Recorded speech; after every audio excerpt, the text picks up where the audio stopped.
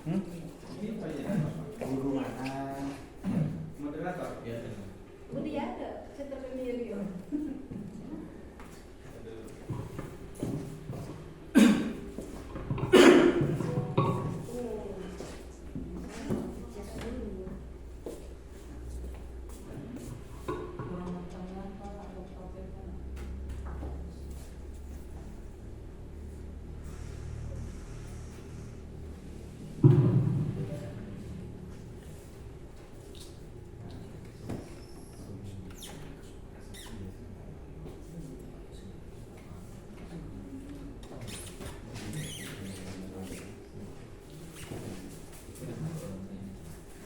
Baiklah Bapak Ibu semua, setelah ini Bapak Eko akan memaparkan pembelajaran berdiferensiasi dalam kurikulum Merdeka.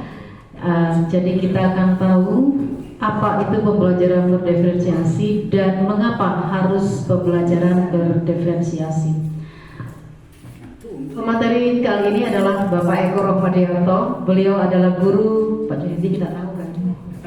Beliau adalah guru dari SMP 2 Seronggi yang sebelumnya ada di SMP 2 Raas. Setelah sekarang mendarat di Seronggi, alamatnya beliau di Gedungan, istri 1, putra 3. Ya, betul. Istri 3, putra 1 di mana? Jangan bongkar sih. Putra 3 dari istri 1. Oh. Monggo disilakan langsung Pak Eko. Oke, terima kasih. Teman-teman semuanya yang saya hormati dan saya cintai, saya banggakan juga.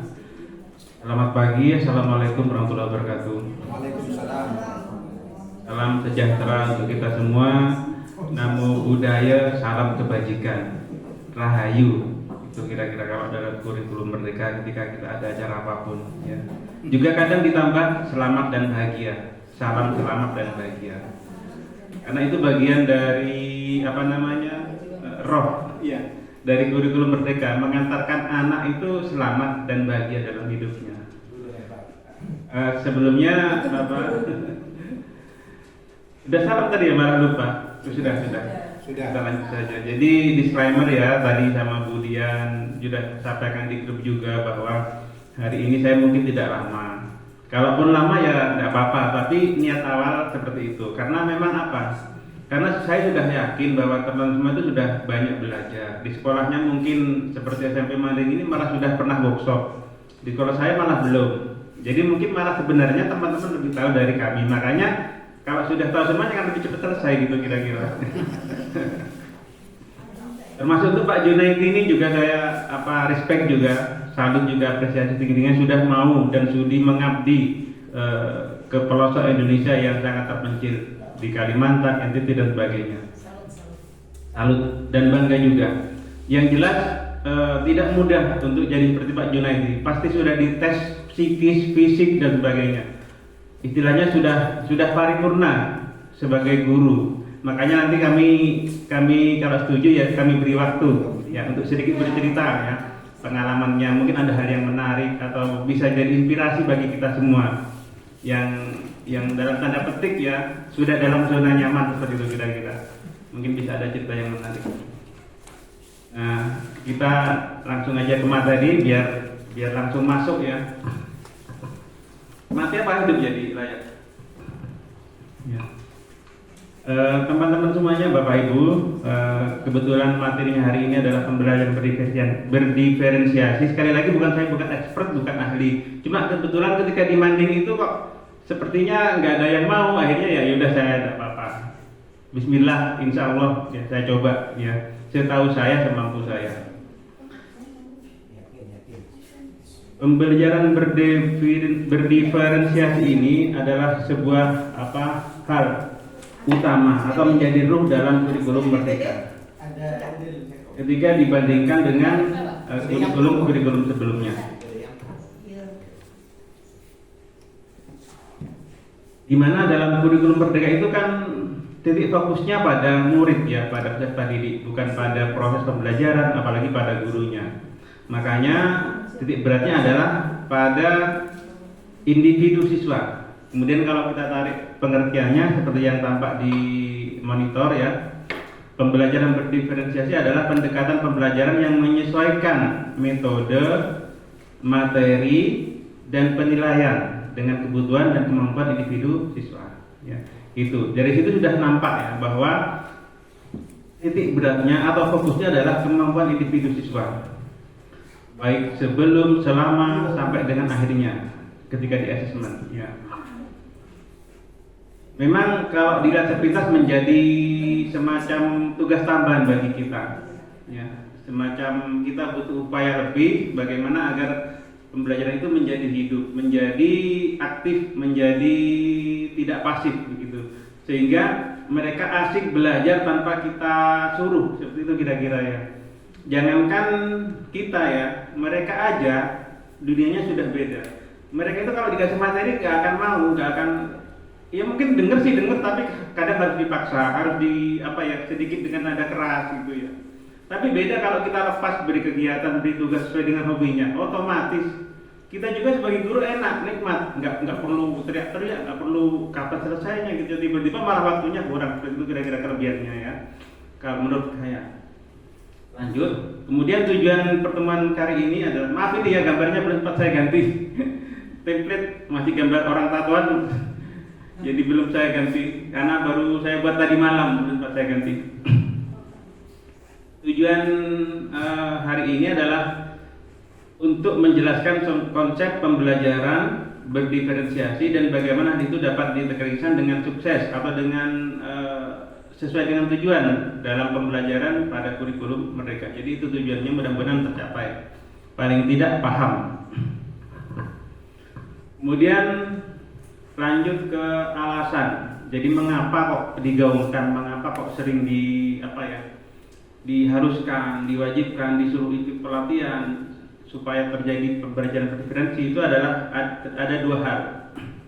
Yang pertama dasarnya adalah karena setiap siswa itu memiliki kebutuhan dan kemampuan yang berbeda. Itu ya, different, berbeda satu dengan yang lain. Ya mungkin satu kelas itu kebetulan ada yang banyak sama, tapi saya kira kebanyakan pasti berbeda setiap individu, sehingga dalam pembelajarannya memungkinkan atau mengharuskan pendekatan yang lebih personal dan efektif.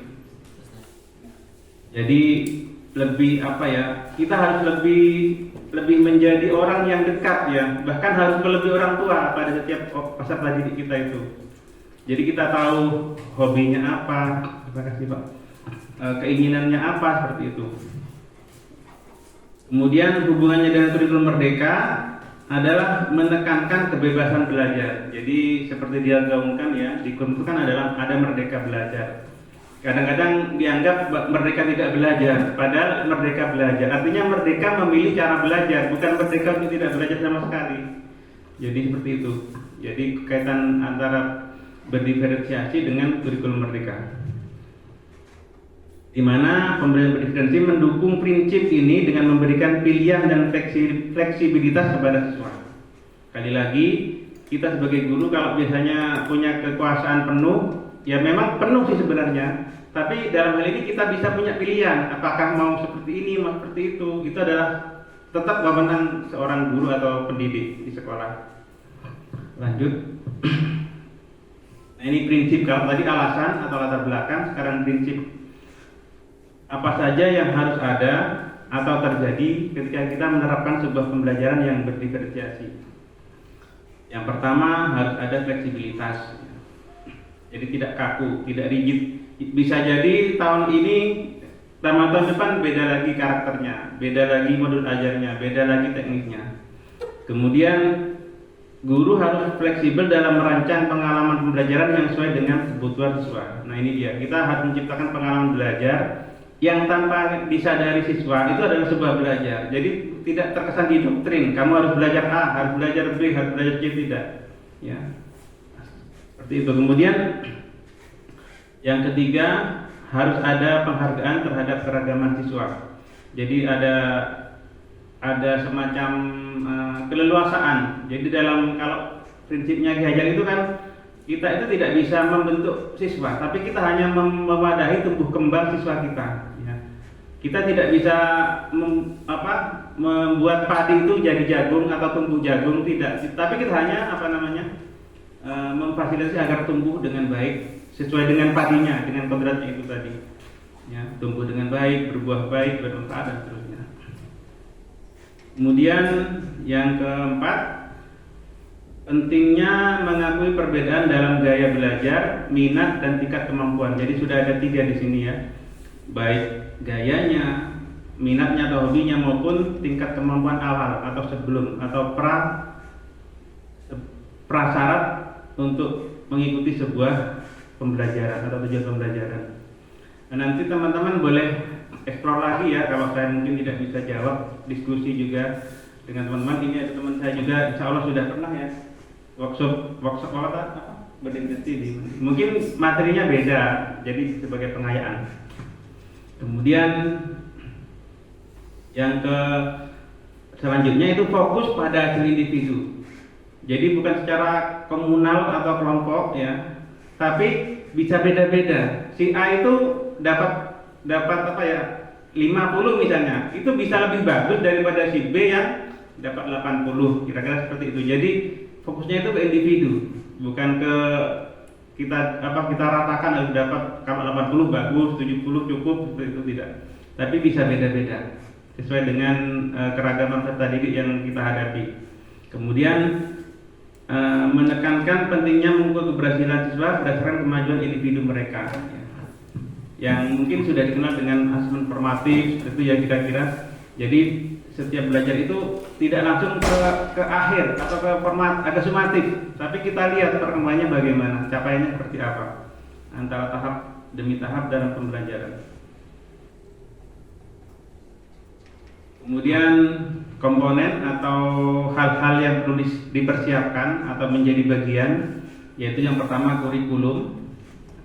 Lebih gampangnya adalah seperti ya itu tadi ya, sebagai kurikulum, sebagai wadah itu memang sudah memberikan kebebasan untuk kita berkreasi sebagaimana dicanangkan dalam kurikulum Merdeka. Kemudian pengajaran yang disesuaikan yaitu dengan menggunakan berbagai metode pengajaran yang dapat diubah sesuai dengan kebutuhan siswa. Jadi bisa dimungkinkan ya, tiba-tiba kok tidak sesuai dengan yang saya rancang, saat itu juga bisa dirubah seperti itu kira-kira. Kemudian evaluasi atau asesmen yang disesuaikan, menggunakan berbagai alat evaluasi yang berbeda untuk mengukur kemajuan siswa. Jadi memang kadang-kadang kan kita samakan ya ujian. Kalau dulu kan ujian tulis pilihan ganda seperti itu. Nah di sini sebaiknya memang dibedakan, atau mungkin itu pun itu dipakai boleh, tapi nanti ada tambahannya atau ada pelengkapnya seperti itu kira-kira sesuai dengan proses belajarnya, kemudian kemampuan siswanya seperti itu. Selanjutnya, strategi yang bisa diambil dalam pembelajaran berdiferensiasi meliputi pilihan tugas. Jadi tugasnya tidak kita paksakan sama. Jadi tugasnya anak yang senang sepak bola mungkin beda dengan yang senang melukis seperti itu, menggambar, mengarang, jadi bisa dibedakan. Kemudian mendorong kelompok kerja atau kolaborasi. Jadi dibiasakan berkelompok ya, tidak hanya kadang mandiri tapi juga kadang berkelompok. Kemudian materi pembelajaran yang beragam. Artinya menggunakan berbagai sumber dan materi pembelajaran yang mengakomodasi kebutuhan beragam siswa. Mungkin lebih teman-teman kenal sebagai konten ya. Mungkin ada yang berbentuk video, berbentuk komik mungkin, atau tulisan, atau podcast, atau suara seperti itu. Kemudian adanya penilaian formatif dan berkelanjutan. Jadi terlacak ya. Kita itu mau meloncat ke materi selanjutnya sudah punya dasar bahwa si A ini sudah mampu. Jadi kalau memang tidak usah dipaksakan. Makanya perlu yang namanya penilaian formatif. Jadi ada 4 ya strategi pembelajaran agar tercapai, agar sesuai dengan yang dimaksud dengan berdiferensiasi. Kemudian manfaat yang kita peroleh dari yang semua tadi ada 2 hal, yaitu meningkatkan keterlibatan peserta didik. Artinya lebih aktif, tidak hanya pasif. Kalau di kelas saya itu hampir di setiap kelas itu pasti ada ya siswa yang agak gimana ya, motivasinya tuh kurang. Makanya salah satu cara ya bagaimana agar si yang ini yang A ini yang motivasinya kurang itu bagaimana supaya dia terlibat aktif. Caranya ya beri kegiatan, beri permainan ya meskipun agak nyimpang sedikit gitu lah. Yang penting mereka aktif, mereka mau belajar. Tidak hanya tidur ya atau apa ya. Iya cuek-cuek, kadang keluar masuk kelas dan sebagainya. Kemudian perkembangan kemampuan individu, jadi lebih terasa di situ manfaatnya. Dapat membantu siswa mencapai potensi maksimal mereka. Ya. Jadi tidak dipaksa sesuai dengan potensi orang lain. Jadi potensinya mereka apa, yaitu dicapai di situ. Kemudian hanya pembelajarannya lebih baik. Kemudian bagaimana berkontribusi pada pencapaian hasil pembelajaran yang lebih baik. Jadi itu manfaatnya. Jadi ya, kita tidak hanya sekedar menunaikan tugas kewajiban, tapi juga maksimal dalam pencapaiannya. Manfaatnya itu tercapai dengan lebih baik dari biasanya. Jadi itu manfaat dari pembelajaran berdiferensiasi. Nah ini yang terakhir kayaknya ini. Sudah hampir selesai nih yang terakhir ya. Penentu keberhasilan dalam pembelajaran berdiferensiasi itu ada 3. Yang pertama kesiapan guru, yang kedua kesiapan siswa, yang ketiga kesiapan sarana. Jadi kalau saya paparan tadi begitu sempurna, begitu perfect ya. Tapi semuanya itu kembali ke 3 hal ini ya.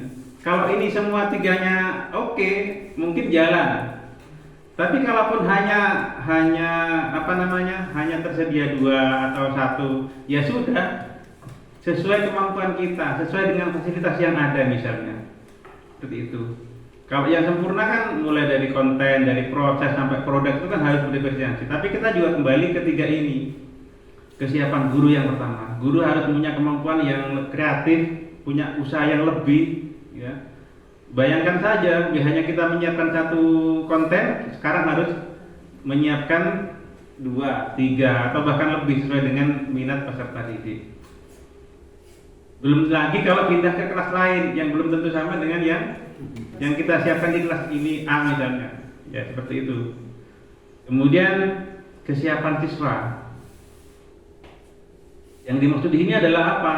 Yaitu ada enggak sih data penunjang yang bisa menjelaskan bahwa siswa ini kategorinya ini, siswa itu kategorinya itu. Jadi harus semuanya siap. Nah, yang ketiga adalah sarana. Bagaimana kita mau pakai sarana video kalau mau pakai konten video kalau sarananya nggak ada? Ya, kan nggak mungkin juga. Makanya ketiga ini harus kita review dulu ada atau tidaknya. Jadi jangan dipaksakan kalau menurut saya ya. Kalau kita hanya mampunya di konten ya konten saja itu sudah bagus. Sudah sangat menghargai keragaman individu peserta didik. Syukur-syukur semuanya, tapi paling tidak sudah ada usaha mendekati pembelajaran yang menekankan pada keragaman individu peserta didik.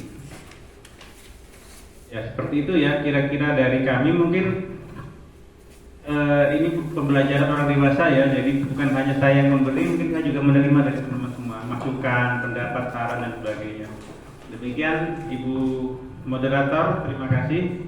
Mohon maaf semua kesalahan, kekurangan. Assalamualaikum warahmatullahi wabarakatuh. Ya, saya maafkan Pak Eko. Demikianlah pemaparan dari materi pembelajaran berdiferensiasi. Jadi intinya bahwa kita dalam melaksanakan proses belajar mengajar itu harus memperhatikan, yang pertama sebenarnya memperhatikan dari kesiapan siswa, minat siswa, kemampuan siswa, itu yang harus kita tahu, dan itu beragam. Siswa yang kita hadapi di kelas itu beragam. Nah, kita sebagai guru dituntut agar semua itu bisa terakomodasi. Perbedaan keberagaman yang ada pada diri siswa kita itu bisa terakomodasi semua, sehingga kita meminimalkan siswa yang pasif. Itu intinya berdiferensiasi. Kalau kita baca teorinya berdiferensiasi sebenarnya itu sulit. kalau baca teorinya. Padahal tanpa kita sadari sebenarnya kita sering berdiferensiasi di kelas. Ketika ada anak yang cuek, kita dekati, ayo, kamu mau belajar apa?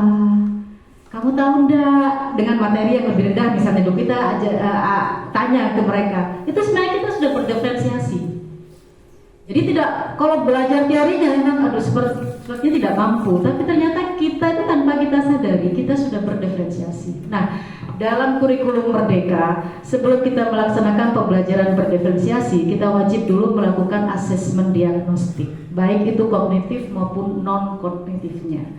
Jadi kognitifnya itu adalah terkait dengan materi kita, sedangkan non kognitifnya adalah bakat dan minat siswa itu kemana. Seperti misalnya anak ditanya, kamu tadi bangun jam berapa, sudah siap belajar apa tidak, apa yang membuat kamu bahagia, apa yang membuat kamu bergembira. Itu asesmen diagnostik yang harus selalu kita adakan di awal-awal kita memulai sebuah pembelajaran.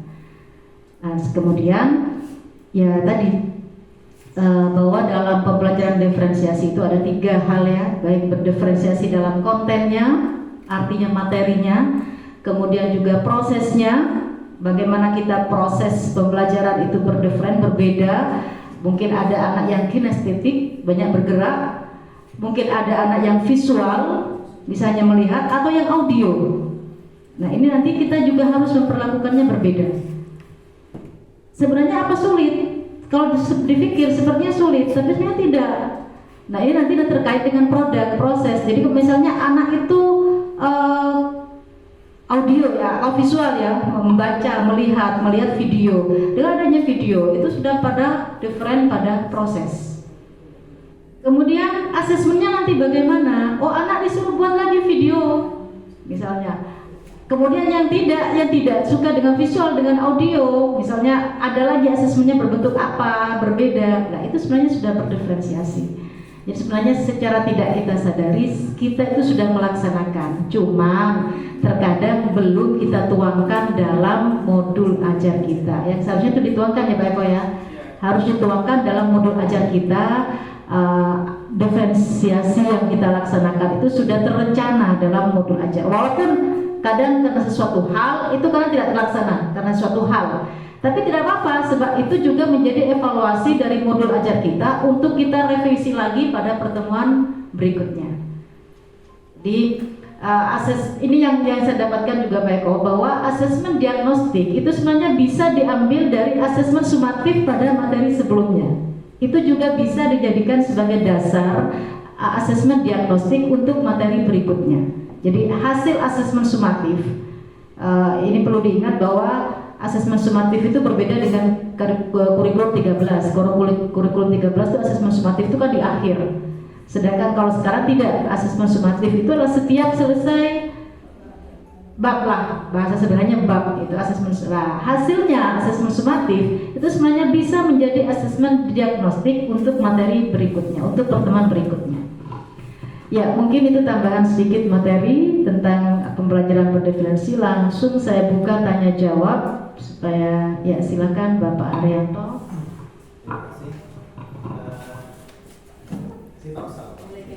Mereka itu enggak.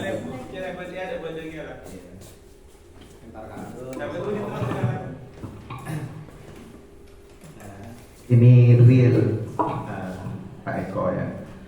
Dimana misalnya ini saya minta saran atau barangkali dari pengalaman Pak Eko ketika di kelas. Kalau saya kan masuk di pinggiran ya, terutama pasti ada warisan dari kemarin corona ya. Jelas 2 tahun mereka dari SD, dari kelas 4 langsung ke SMP.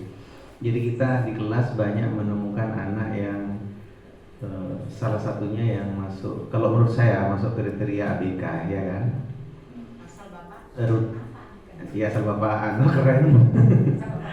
Ya, masuk ke ABK terus di masalah ini kemampuan dasar sekali, yaitu menyangkut balitung ya. Terus kalau strateginya menurut Pak Eko untuk mengatasi apa dalam hubungannya dengan diferensiasi itu pada saat ada kondisi anak yang semacam itu, barangkali ada dari pengalaman atau strategi tertentu yang sangat ini ya, yang lebih efektif. Nah, kalau yang saya lakukan sementara ini, anak itu saya masukkan ke martibulasi, minta tolong kerjasama dengan BP itu jalur cepat.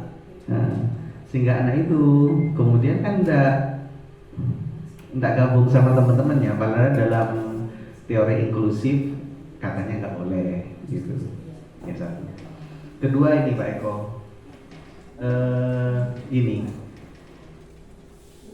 dalam kurikulum merdeka, ya kan? Ketika kita mengisi kemarin apa masalah lingkungan, ya kan? Apa yang kita isi itu? Nah, ya, jadi kotak toka nyaman lagi kemarin kok, Pak. Kita itu diminta meminimalkan tentang punishment, ya kan? Kayaknya kita reward loh punishment. Padahal selama ini saya ngajar, kalau penekanan punishmentnya menurut saya sudah bijaksana, itu nyaman di kelas itu kondisi belajar, menurut saya gitu ya. Bahkan yang kita pakai kadang-kadang juga ada sanadnya gitu ya, dari para psikolog dan sebagainya. Tapi ternyata sekarang digolongkan ke bisa masuk bullying gitu ya. Nah, kira-kira punishmentnya yang diperkenankan seperti apa untuk siswa kita? Masa memang dibiarkan sebebas-bebasnya sesuai dengan ini ya? Enggak, agak pusing juga di kelas gitu kadang-kadang. Kalau mencoba, saya sering walaupun budian ngasih ini ya strategi, saya langsung coba praktekkan gitu. Ya, satu saat berhasil, satu saat juga dendeng juga ya. Atau mungkin saya yang tidak sesabaran dengan budian. Ya, itu dulu Pak Eko. Mohon tanggapannya.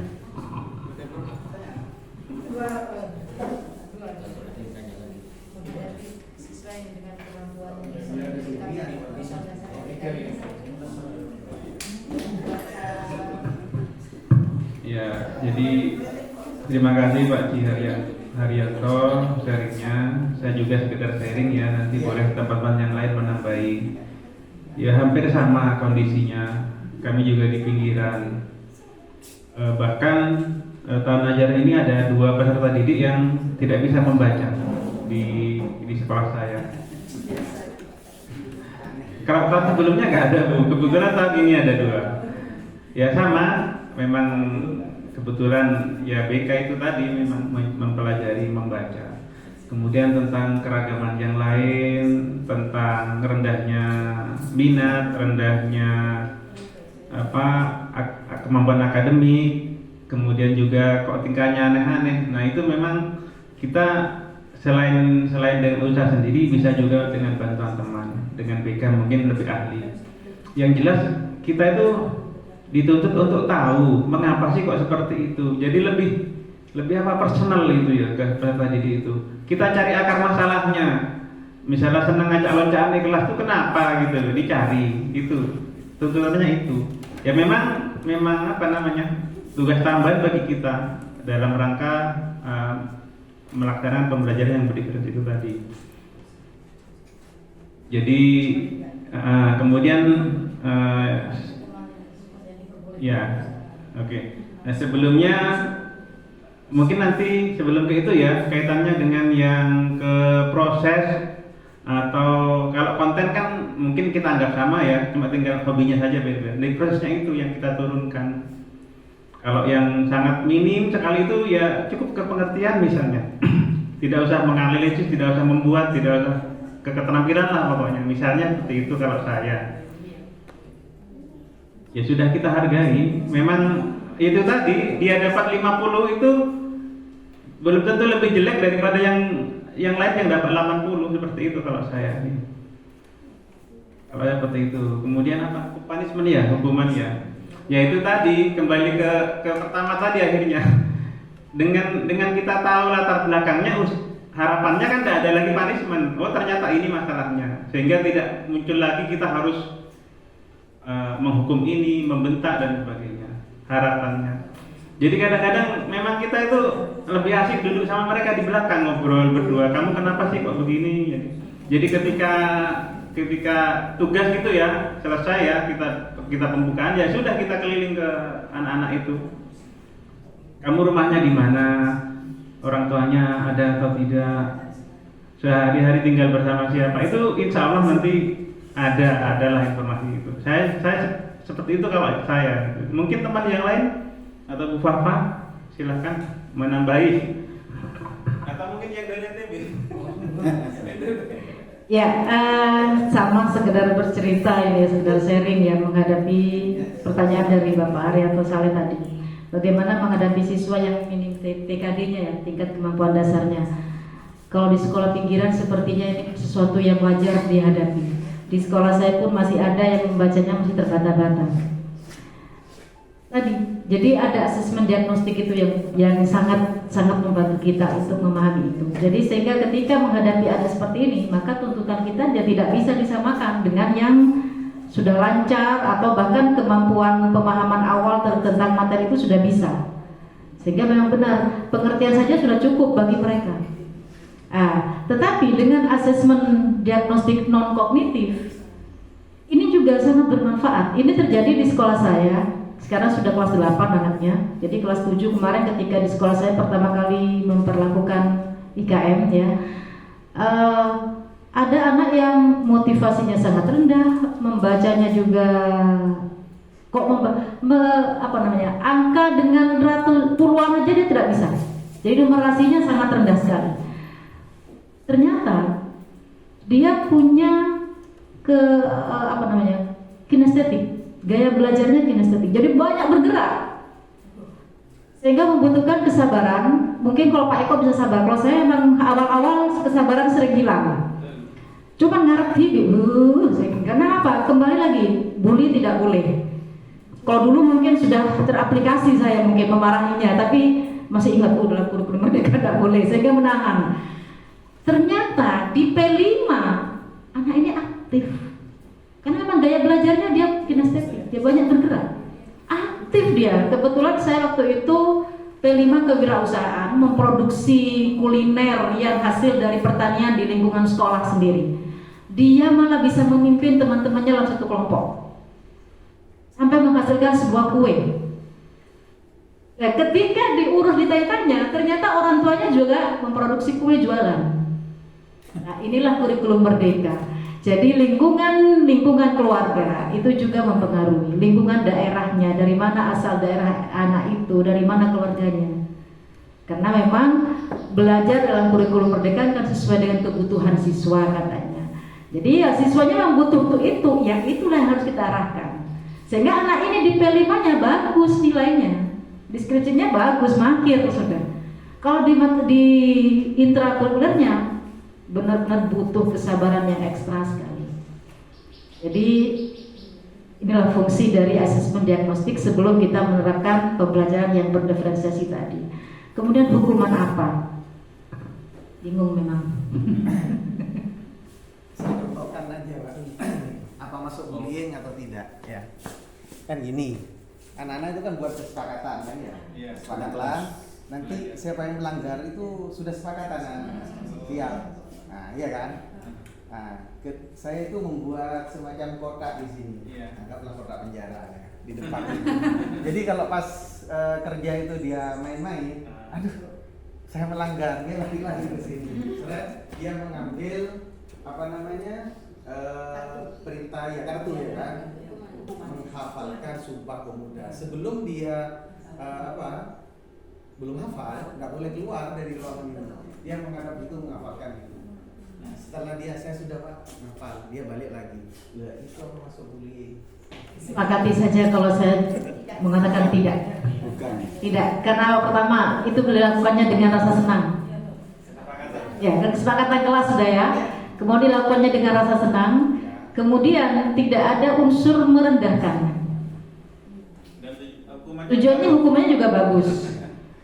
Kecuali kalau ada unsur merendahkan fisiknya, atau keadaan keluarganya, atau kemampuan otaknya. Misalnya kadang saya pernah dulu mendengar ada guru begini ya, dengan memakai bahasa Madura. Benacong, jadi apa kaki bila tua lah. Kalau ini saya tidak setuju. Karena nanti apa saya bila tua kan tidak saya tahu takdir Tuhan ya. Nah, iya. Jadi kalau itu jelas. Tapi kalau seperti Pak Haryanto kita sepakati aja itu tidak bullying lah.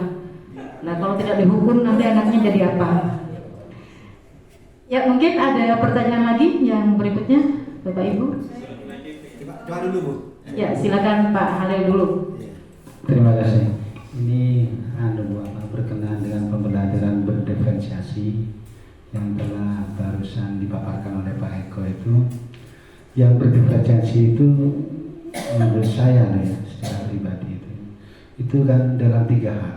Artinya proses, metode, terus materi atau konten, terus penilaian atau produk gitu ya. Itu 3 hal itu. Itu semuanya kan harus salah satunya bukan semuanya dituangkan dalam bentuk modul ajar. Ya. Saya kepingin begini loh, biar semacam forum ini ada nilai kebersamaannya. Dalam modul ajar itu diberikan semacam contoh. Ini loh pembelajaran berdiferensiasi yang dituangkan dalam proses dalam metode. Ini loh modul ajar yang dituangkan dalam kontennya, materinya. Ini dan produk atau penilaiannya. Ya, atau 3-3-nya itu loh. Dalam misalkan dalam 1 TP itu loh itu. Dan saya kan sering di sekolah saya ada semacam mispemahaman gitu loh di antara teman-teman itu tentang masalah pembelajaran yang itu baru menurut saya dalam kurikulum Merdeka itu loh. Terutama berkenaan dengan P5 dan semacamnya. Ini ada semacam keseragaman hal itu loh menurut saya. Sekian, terima kasih.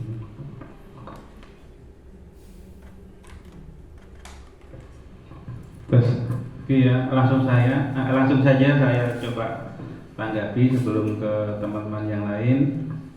Karena pertanyaannya ke modul ajar, kebetulan ini sudah saya siapkan satu contoh bahwa sebelum membuat modul ajar kita harus punya peta atau memetakan kondisi peserta didik. Ya, di sini sudah dicontohkan bahwa dalam satu kelas itu sudah dibagi-bagi nama murid, ada yang hijau, ada yang kuning ya. Oh iya. Ya, lupa ini belum saya share, sebenarnya sudah tinggal kirim aja.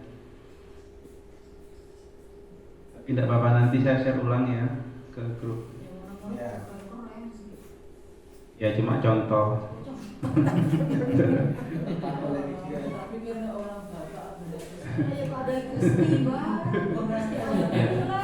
Contoh aja.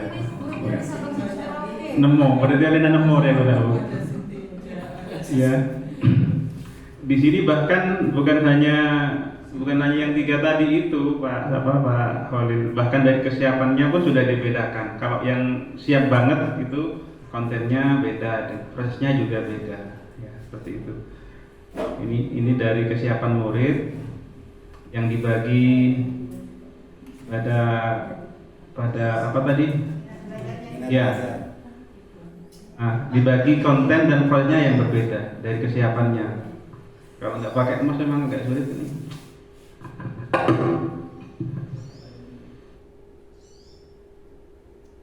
Nah, ini dari minat belajar. Prosesnya juga sudah dibedakan. Produknya juga dibedakan.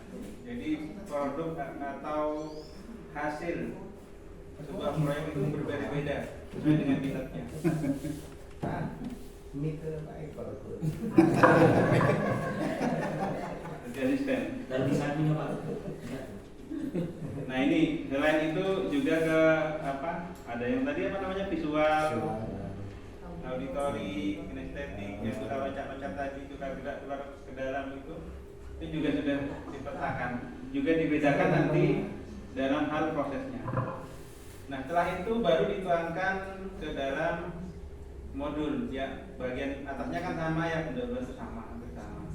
Cuma nanti di pendahuluan sama, tujuan pembelajaran sama, kemudian yang berbeda itu hanya di bagian kegiatan inti ya. Di situ mulai sudah ada dibedakan. Ini pendahuluan masih. Nah ini di inti ini sudah mulai dibedakan. Ya, di proses. sudah ada sesuai minatnya juga ya. Ya. Peserta didik melakukan literasi dari berbagai sumber sesuai minatnya. Dari situlah kalimat yang masuk dari sesuai minat. Nah, kalau di TP dibedakan bisa nggak? Di TP, di tujuan pembelajarannya. Kalau TP kan Iya Pak, bagus sudah. Dibuat sama TP-nya. Iya, Iya. TP-nya sama. Oh, yang dirubah di kegiatannya itu Iya. ya? Itu yang proses ya? Itu proses. Kalau misalnya different. Kalau Di konten ini ada lagi di bawah. nah, di bawah. Cira. Ya, soal ya dulu kan lihat. Oh iya, tadi ada kategori. Apa itu? Mbak Dian, adminnya yang MGP 2020? 2020 MGP yang booming. enggak Pak. Ya. Sudah. Yang 2020 bukan MGP yang 2022. Iya 2020. Jadi intinya nanti ada pembedaan di proses ya. Misalnya ini kan mengenai kelahiran Pancasila. Jadi beda-beda. Yang kesiapannya rendah itu tugasnya itu juga lebih rendah daripada yang sudah siap. Kalau di sini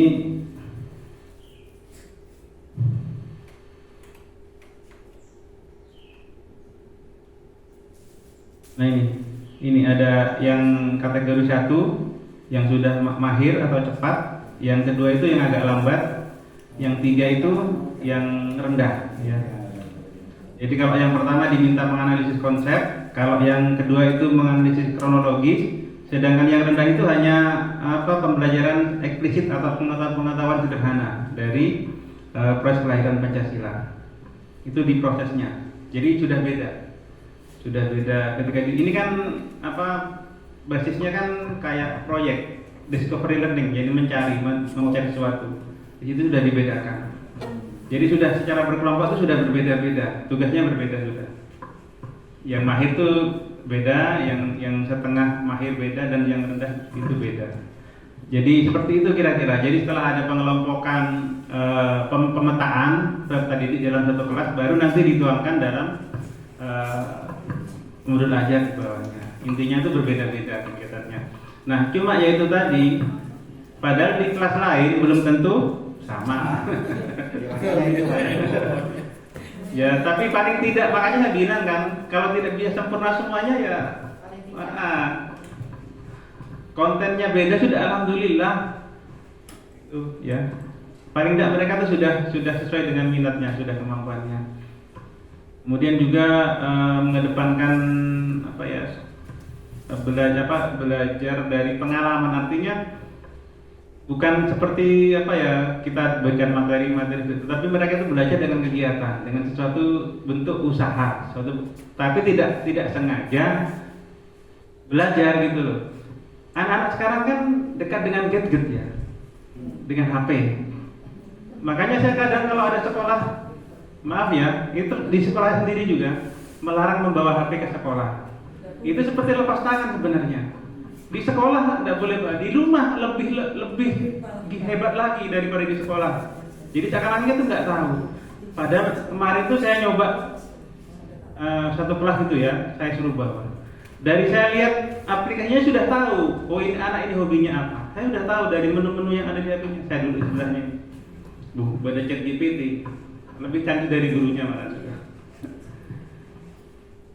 Kemudian juga sekedar kalau kita kan yang yang klasik ya, coba buat diagram tata urutan perundang-undangan, ditulis di buku paling tinggi undang-undang, kedua tap MPR. Nah itu ya bisa juga, tapi mungkin nggak nyantol. Tapi ketika kita suruh, karena mereka tertarik dengan gadget, pakai aplikasi, ya, mereka semangat belajar. Pak, ini gimana caranya buat ini, tambah ini. Padahal di situ juga sudah ada pemahaman tentang tata urutan perundangan secara tidak langsung. Lebih ke mereka tuh lebih menarik gitu loh, daripada cuma saya suruh kasih tugas dengan di buku misalnya. Dan ternyata itu waktunya kurang-kurang teman-teman. Tak terasa sudah hampir habis. Pak, selamat datang Pak Jioyo. Ya, seperti itu ya kira-kira. Jadi bagaimana mengalihkan ya mengalihkan lebih banyak ke kegiatan intinya. Jadi meskipun hanya sekedar pemahaman materi, tapi dengan kegiatan itu lebih nggak terasa. Mereka lebih interest, lebih tertarik karena sesuai dengan dunianya. Seperti itu aja kalau dari saya. Tambahan mungkin dari yang lain. Langsung saja. Pak Eko. Kemudian, ya. Oh, bukan apa. Lanjut pertanyaan ya. Iya. Pak Gafir ya. Terima kasih. Assalamualaikum warahmatullahi wabarakatuh. Ini kaitannya dengan pengelompokan yang dilakukan oleh Pak Eko di modul tadi. Yang ingin saya tanyakan ini dari teman-teman juga, tidak cuma ke Pak Eko, berdasarkan pengalaman dalam hal pengelompokan anak itu, apakah lebih berhasil dikelompokkan? Misalnya ada 4 kelompok, kemampuan 1 sampai 5, 6 sampai 10, seperti itu, seperti yang di Pak Eko dikategorikan, terus 11 sampai 15, 16 sampai 20. Itu saya tangkap seperti itu yang Pak Eko. Mana lebih berhasil dikelompokkan seperti itu atau kita lebur? Dikolaborasi. Misalnya 2 orang yang mohon maaf kemampuannya rendah, menengah, atas, dikolaborasi dengan tujuan biar yang katakanlah lebih pintar itu mengajari yang seperti itu, atau memang sewaktu-waktu dibutuhkan seperti yang disampaikan Pak Eko, sewaktu-waktu dibutuhkan memang seperti yang saya sampaikan barusan, dikolaborasi seperti itu. Terus yang kedua, mungkin Pak Eko punya video, 4 download video tentang pembelajaran berdiferensiasi, biar teman-teman lebih mantap. Mungkin nanti bisa ya, mungkin kalau ada. Terima kasih. Assalamualaikum warahmatullahi wabarakatuh.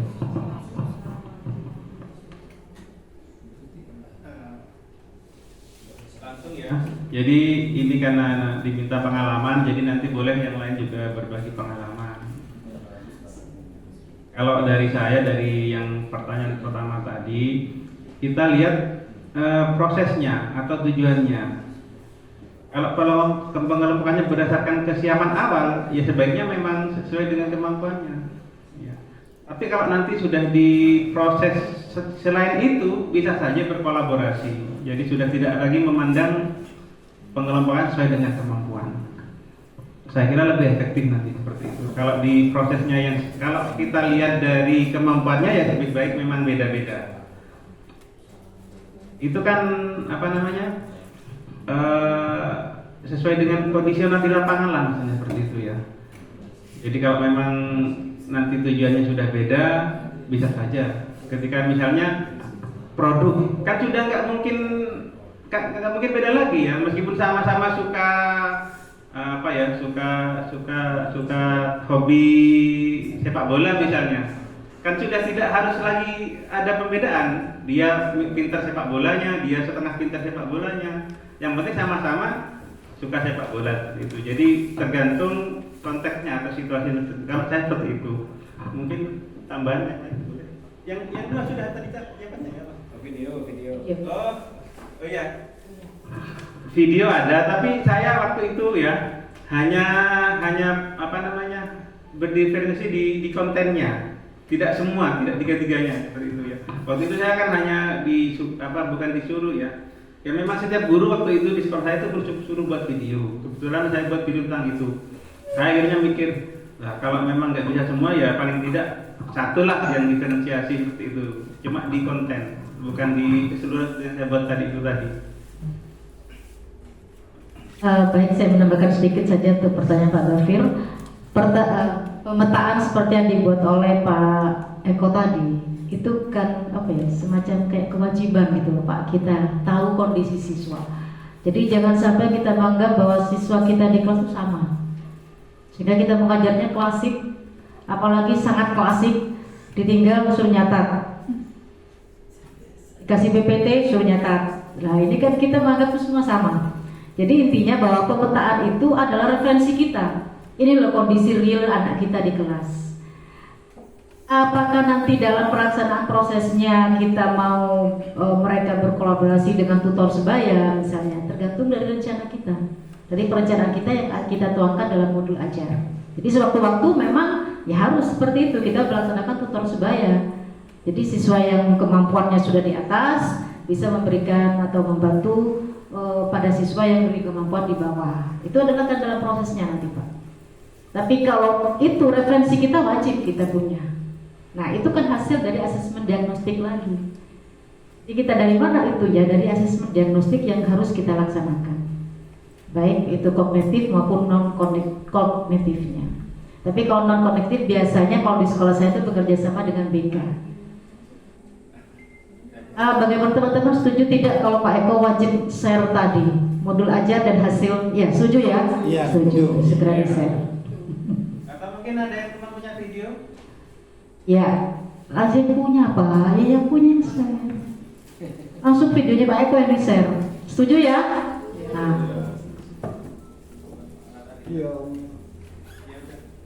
Ya nanti kalau sudah Saya share ada di YouTube sebenarnya, tapi cuma di share dalam konten aja. Ya. Hanya waktu itu juga masih berawal-awal gitu loh. Artinya saya juga masih coba nebak-nebak gitu. Disuruh buat video ya sudah Pak. Meskipun tidak menyampaikan sendiri mungkin boleh yang lain teman yang lain mungkin sudah pernah buat video. tidak Pak Eko mungkin di YouTube banyak sebenarnya Pak. Di YouTube banyak. Sebenarnya saya juga ketika disuruh buat video pembahasan juga jadi di YouTube. Jadi contoh-contohnya seperti ini. Akhirnya saya tiru, saya adaptasi. Hampir sama sebenarnya. Pak Eko, kalau misalnya ini di Saya dari HP itu bisa kok. Pertanyaan berikutnya mungkin langsung dari Budian. kalau saya lebih ke apa ya, share saja, sharing. Jadi keluhan ketika kita mengelola kelas, mengelola kelas itu pasti ada Bapak Ibu ya. Antara kelas yang satu dengan kelas yang lain tentunya punya karakteristik yang berbeda-beda ya, semangat yang berbeda-beda. Nah, tinggal bagaimana kita membaca situasi kelas, apalagi di jam rawan terakhir. Ini sudah lemah lesunya anak ya, dan membutuhkan energi kita untuk membangkitkan semangat anak. Nah dengan berbagai cara. Nah maka dari itu kalau saya misalnya suruh melaksanakan diferensiasi proses itu agak rumit ini. Jadi salah kalau guru beranggapan diferensiasi proses itu kita harus kontak-kanting melayani perbedaan anak itu. Misalnya kata Pak Gafir ada pengelompokan anak ya berdasarkan kemampuannya, belum lagi minat gaya belajarnya. Nah ini dari beberapa pelatihan yang saya ikuti itu kami dihimbau untuk tidak mengelompokkan anak berdasarkan kemampuannya sehingga membentuk eksklusivisme. Ini loh kelompoknya yang selalu lemah, ini loh yang sedang, itulah yang tinggi, yang high gitu. Tidak seperti itu. Nah, jadi kelihatan kalau dikelompokkan seperti itu, maka yang akan menjadi sasaran teman-temannya ada yang lemah.